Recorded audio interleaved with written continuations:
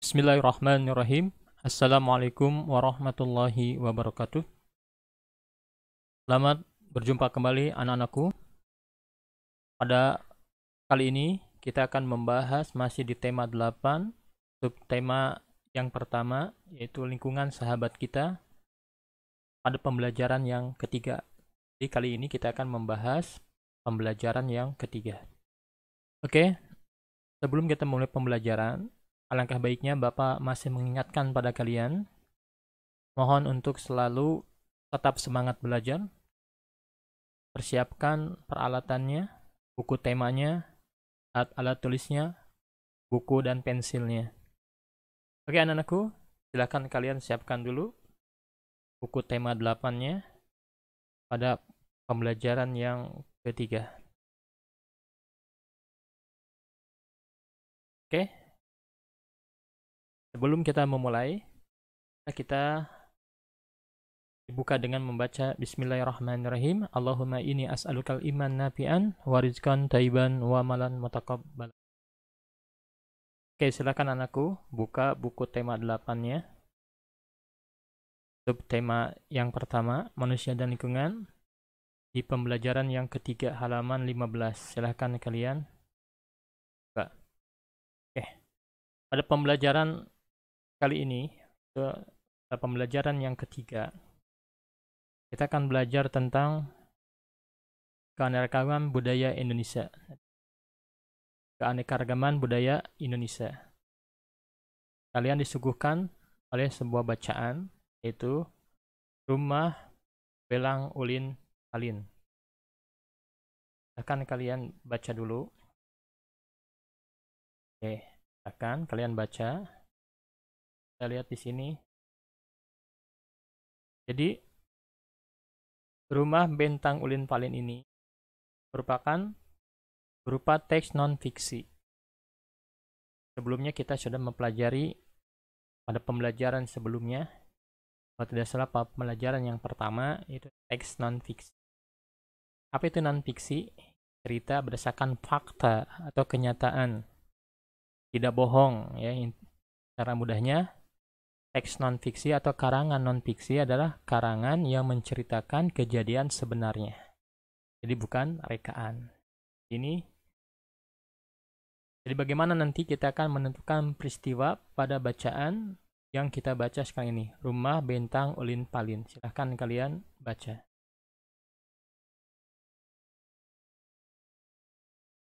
Nah,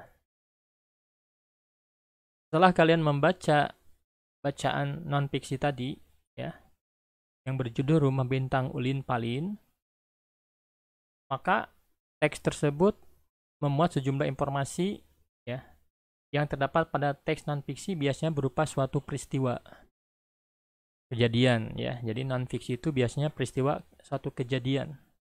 Karena Bapak ulang lagi, karangan non-fiksi adalah karangan yang sebenarnya, karangan yang benar-benar terjadi dan ada dan bisa dibuktikan. Bisa dicari rupa gambarnya, ada tempat kejadiannya. Jadi bukan berita bohong. Nah, setelah kalian berdiskusi tentang teks bacaan tadi, ya, ada peristiwa-peristiwa yang pertama ya di paketnya.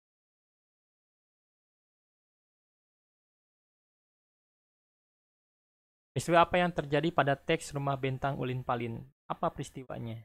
Ya, jadi, karangan tentang non-fiksi itu biasanya bercerita tentang suatu peristiwa. Kemudian kalian silahkan nanti diskusikan ya. Peristiwa apa yang terjadi pada teks Rumah Bentang Ulin Palin, kemudian keunikan Rumah Bentang Ulin Alin. Ini di daerahku atau daerahmu. Nama rumah adat di daerahku. So, kita tinggal di daerah Sunda. Apalagi ke buku Rumah Jual. Nah ini peristiwa tadi ya. Lihat. Ada 5 peristiwa. Berarti ada sekitar 5 paragraf. Tadi ini ya, kita jawab di sini. Keunikan rumah bintang ulin. Tadi kan ya, jawab peristiwa yang tadi. Ya, sekarang keunikannya apa? Keunikan rumah bintang ulin alin. Ya, sini memiliki panjang 268 meter dan tinggi 5-6 meter. Nah, sebagai pemersatu masyarakat dan tempat memelihara tradisi Dayak. Kalian bisa lihat berdasarkan bacaan yang telah kalian baca tadi. Ini keunikan salah satunya di sini ya. Dihuni lebih dari 500 jiwa yang terdiri dari 130 kepala keluarga.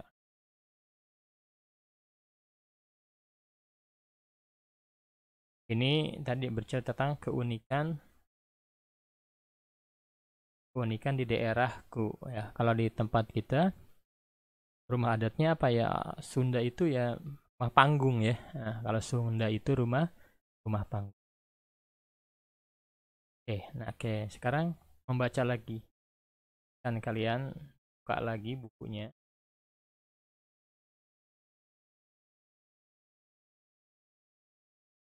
Halaman 18. Keragaman budaya bangsa wilayah Indonesia.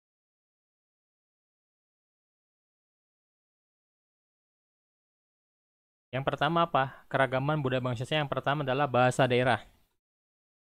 Bahasa daerah merupakan bahasa sehari-hari yang digunakan untuk berkomunikasi masyarakat di daerah tertentu.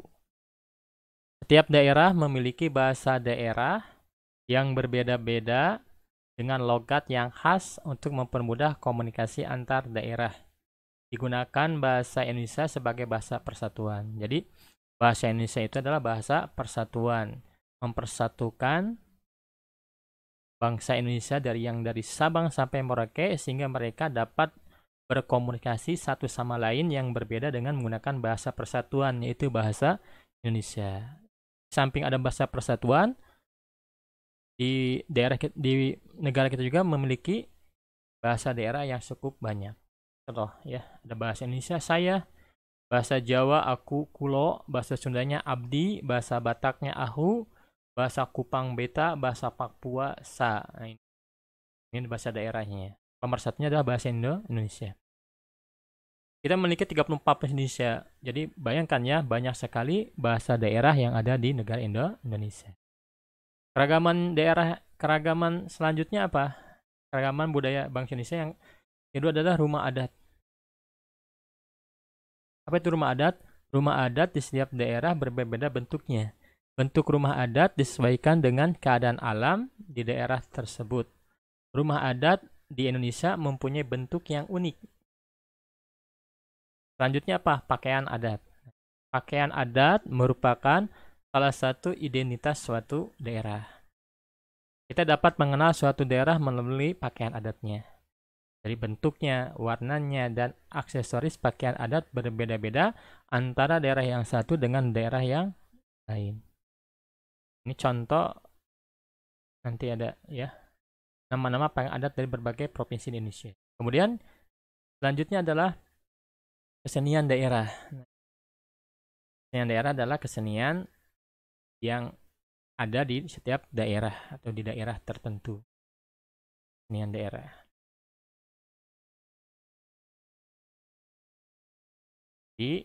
Apalagi. Jadi keragaman budaya di Indonesia itu yang pertama adalah bahasa daerah, yang kedua adalah rumah adat, yang ketiga adalah pakaian di sini kan. Bahasa daerah di sini. Rumah adat. Ini adalah rumah adat banyak salin. Nanti bisa lihat dari Aceh ini sampai 34 provinsi ada di sini. Kalian bisa lihat nanti. Kemudian pakaian adatnya. Pakaian adat sama di sini. Pakaian adat tradisional Indonesia merupakan salah satu kekayaan budaya yang dimiliki negara Indonesia. Lihat nanti halaman 20. Kemudian kesenian daerah ya, kalian bisa lihat lagi nanti di buku tema. Alhamdulillah ini sudah lengkap ya. 4 provinsi. Nah,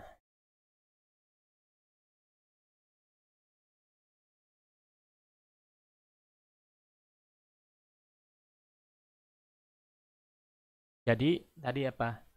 Kita kembali lagi bahwa keunikan budaya Indonesia itu terletak yang pertama adalah bahasa daerahnya, yang kedua adalah pakaian adatnya, dan yang ketiga adalah kesenian daerahnya.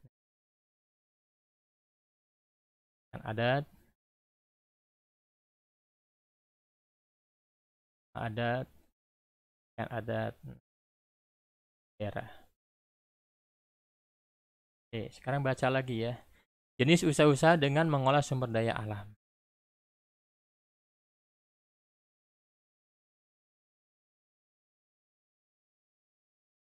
Memperagakan sikap toleransi dalam keragaman. Karena kita berbeda bahasanya, berbeda pakaian adatnya, keseniannya, otomatis kita harus bersikap toleransi. Itu apa? Saling menghargai. Ya, ini ada contoh.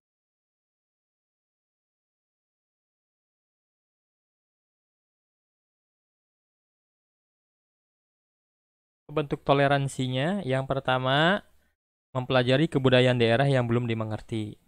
Ya, salah satu bentuk toleransi dalam keragaman budaya di antara satu, mempelajari kebudayaan daerah yang belum dimengerti. Dua, tidak mengejek bahasa atau cara bicara tetangga yang berbeda suku. Hati-hati, tidak boleh ini. Tiga, mengajak tetangga yang berbeda suku mengikuti kegiatan di masyarakat. Empat, mengunjungi kegiatan kebudayaan meskipun menampilkan budaya yang lain. Jadi salah satu cara kita bertoleransi terhadap keberagaman budaya yang ada di Indonesia. Selanjutnya, kegiatan ekonomi di bidang agraris. Ekonomi. Kegiatan masyarakat untuk memenuhi kebutuhan hidupnya dinamakan kegiatan ekonomi. Jadi kegiatan ekonomi adalah kegiatan masyarakat untuk memenuhi kebutuhan hidupnya dinamakan kegiatan ekonomi. Ya. Kegiatan ekonomi yang dilakukan masyarakat Indonesia banyak memanfaatkan sumber daya alam. Contohnya, kegiatan ekonomi yang mengolah sumber daya alam untuk dimanfaatkan disebut kegiatan agraris. Contoh kegiatan agraris adalah pertanian, perkebunan, perhutanan, peternakan, dan perikanan. Jadi yang termasuk kepada bidang agraris adalah pertanian, perkebunan, perhutanan, peternakan, dan perikanan. Nah ini contoh, ini adalah pemanfaatan aktivitas penduduk yang memanfaatkan sumber daya alam. Ini lihat kegiatan ekonomi, berkebun, menanam sayur, tanaman dan tumbuhan di sini. Lihat di sini. Lihat, berternak sapi, hewan.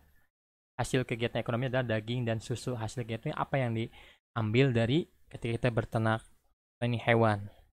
Manfaatnya bahan pangan keluarga dan untuk dijual. Lihat di sini. Kalian menulis kebutuhan yang memanfaatkan hasil kegiatan ekonomi. Beri contoh kebutuhan yang memanfaatkan hasil kegiatan ekonomi dalam keluarga. Uni di sini contohnya nasi.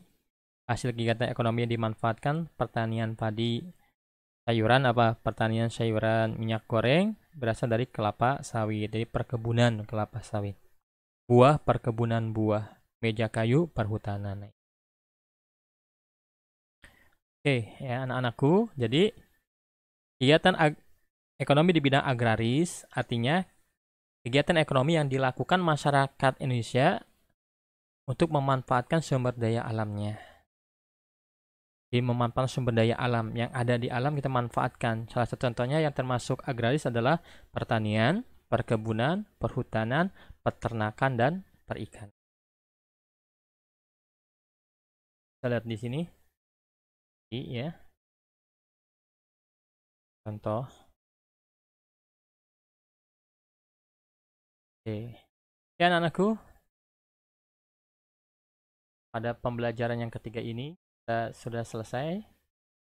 Jadi kesimpulannya, yang pertama kita mencari peristiwa dari bacaan berupa non-fiksi. Yang kedua tentang keanekaragaman budaya di Indonesia.